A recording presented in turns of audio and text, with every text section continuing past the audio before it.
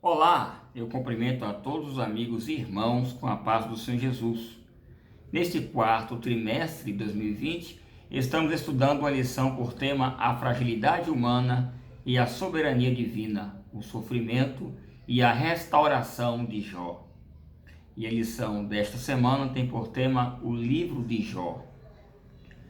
Lembrando aos nossos professores e estudantes da Escola Bíblica que nesse comentário eu não irei seguir o passo a passo dos tópicos como está na lição, mas eu irei trazer subsídios complementares para seu melhor aproveitamento na EBD. Bem, o livro de Jó é o primeiro livro da Bíblia chamado de poético, e na tradução da Septuaginta ele fica em primeiro lugar da sequência. A Septuaginta foi a primeira tradução da Bíblia do hebraico para o grego. Essa tradução ocorreu no século IV a.C. E esse nome de Septuaginta quer dizer 70. Isso porque o rei Ptolomeu Filadelfo II mandou construir a maior biblioteca do mundo antigo. E nela ele colecionou todos os principais livros de diversos assuntos da sua época. E como ele queria o livro da religião dos judeus, ele encomendou o primeiro exemplar e ainda exigiu que fosse traduzido para a sua língua, que era o grego. Bem, para traduzir os textos da Bíblia hebraica para a língua grega, ele contratou 70 anciões, ou, como alguns dizem, 72 anciões, que eram doutores da lei, e eles traduziram a Bíblia do hebraico para o grego. Na versão grega, os livros ficaram organizados de forma diferente do exemplar hebraico, porque eles foram organizados por gênero literário. Por exemplo, os livros poéticos ficaram em um grupo, os históricos em outro grupo, e os da lei em outro grupo.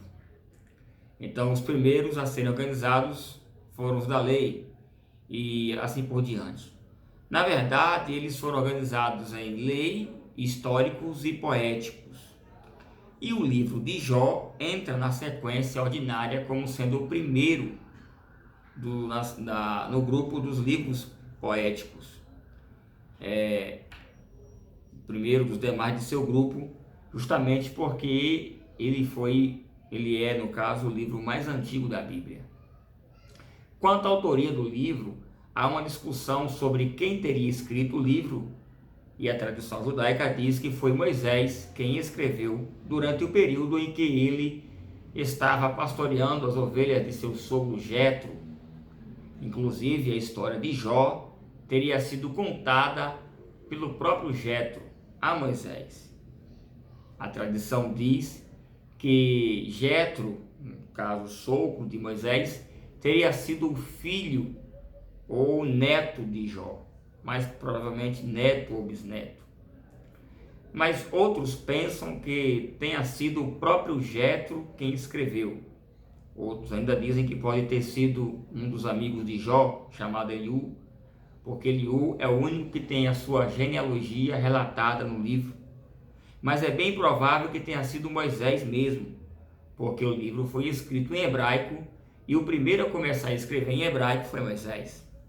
Além do mais, não é factível pensar que tenha sido até mesmo Jó, como alguns pensam, porque ele mesmo, Jó, chega a dizer por 2 vezes que desejava que alguém escrevesse a sua história, conforme está no livro de Jó, capítulo 19, versículo 23, e Jó, capítulo 31, versículo 35.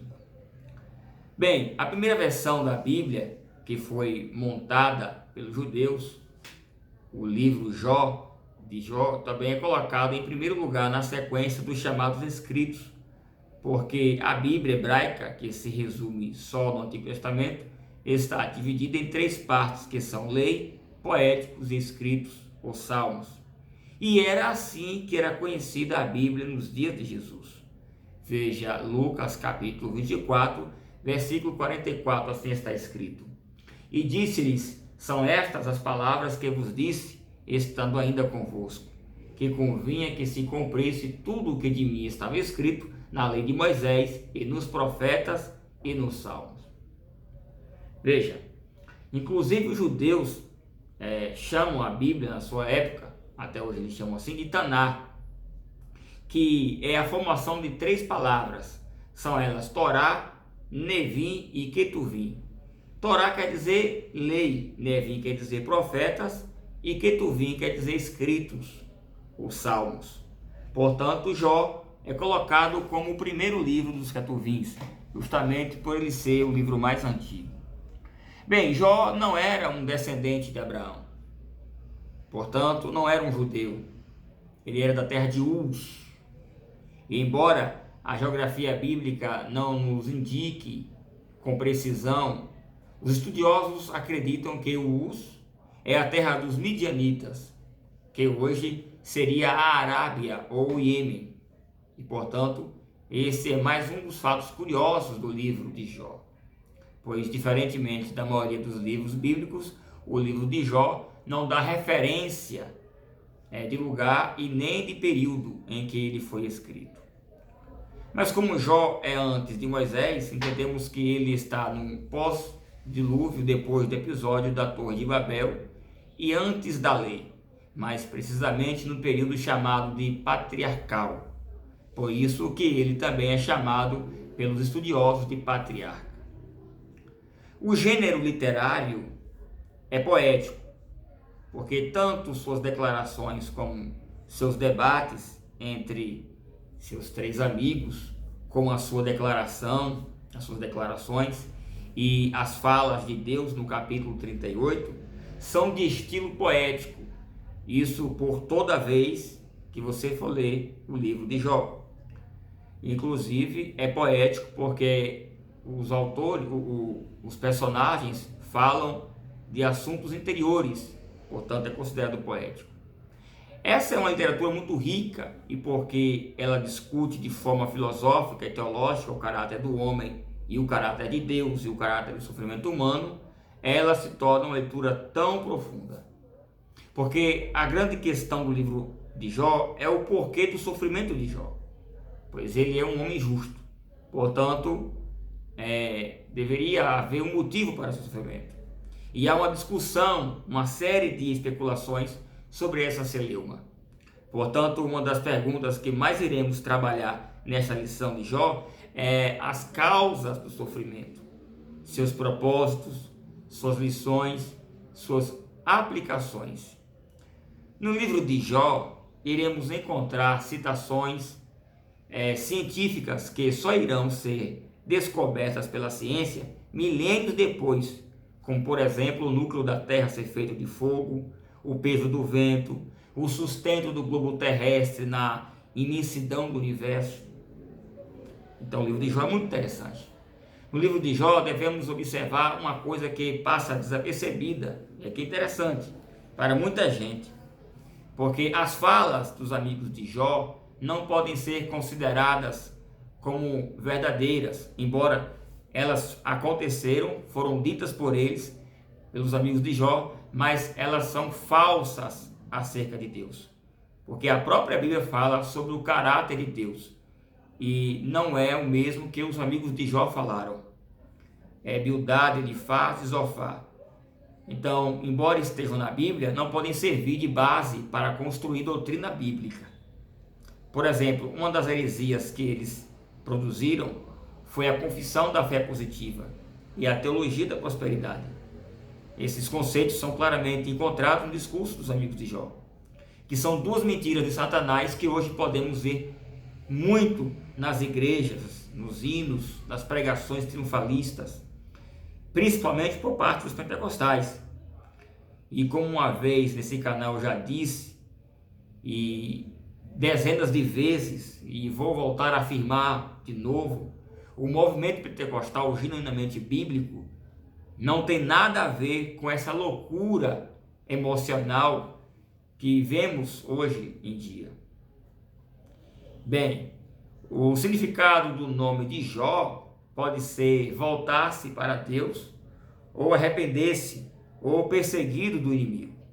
E como podemos ver, independente de qual desses sentidos seja o real significado, podemos observar que todos eles têm uma correlação muito forte com a vida e o personagem Jó. Uma outra coisa muito significativa no livro de Jó, que ele vai nos falar sobre Jó manifesta um forte desejo de um mediador entre Deus e os homens. E esse mediador tivesse um caráter remidor. E não é por acaso que é de Jó a famosa frase que está em Jó 19:25, assim está escrito: porque eu sei que meu Redentor vive e que por fim se levantará sobre a terra. Perceba que nessas palavras de Jó está explícita a pessoa de Jesus Cristo. Por isso que lá em primeira carta de Paulo a Timóteo, no capítulo 2, e versículo 5, assim está escrito, o versículo 6 também: porque há um só Deus e um só mediador entre Deus e os homens, Jesus Cristo, homem, o qual se deu a si mesmo em preço de redenção por todos, para servir de testemunho a seu tempo. Por fim, nessa lição, iremos aprender também, de maneira geral, o sofrimento, mesmo sendo ele uma coisa mal vista e indesejada por todos, ele é uma realidade na vida dos que andam com Deus. Por isso que no Novo Testamento, ele vai apontar o sofrimento como uma lição pedagógica da vocação cristã. Veja Tiago 5:11, assim está escrito: eis que temos por bem-aventurados os que sofreram. Ouvistes qual foi a paciência de Jó, e vistes o fim que o Senhor lhe deu. Porque o Senhor é muito misericordioso e piedoso. O Senhor Jesus Cristo também foi o maior justo. E não por acaso também foi o maior exemplo de sofrimento injusto, mas que resultou em benefício para a salvação de todos. Veja a primeira epístola de Pedro, capítulo 2, versículo 24, assim está escrito: levando ele mesmo em seu corpo os nossos pecados sobre o madeiro, para que mortos para o pecado pudéssemos viver para a justiça, e pelas suas feridas fostes sarados. Definitivamente a frase pare de sofrer não existe na doutrina dos profetas, nem de Cristo, nem dos apóstolos, tampouco do patriarca. Eu quero encerrar citando Mateus capítulo 5, versículo 11 e 12. Assim está escrito: bem-aventurados os que sois vós, quando vós fores injuriados, perseguidos, e mentindo disserem todo mal contra vós, por causa de mim. Exultai e alegrai-vos, porque é grande o vosso galardão nos céus. Porque assim como perseguiram os profetas que foram antes de vós. Perceba que o texto de Mateus é muito enfático sobre a realidade do sofrimento do cristão que procura temer a Deus e guardar a sua palavra. Eu fico feliz e espero que eu tenha contribuído com o seu crescimento intelectual e espiritual. E como você já viu, a lição sobre Jó terá muito a nos ensinar nesse quarto trimestre de 2020. Que Deus te abençoe muito e que, se Ele nos permitir, nós nos encontraremos na próxima aula. Amém.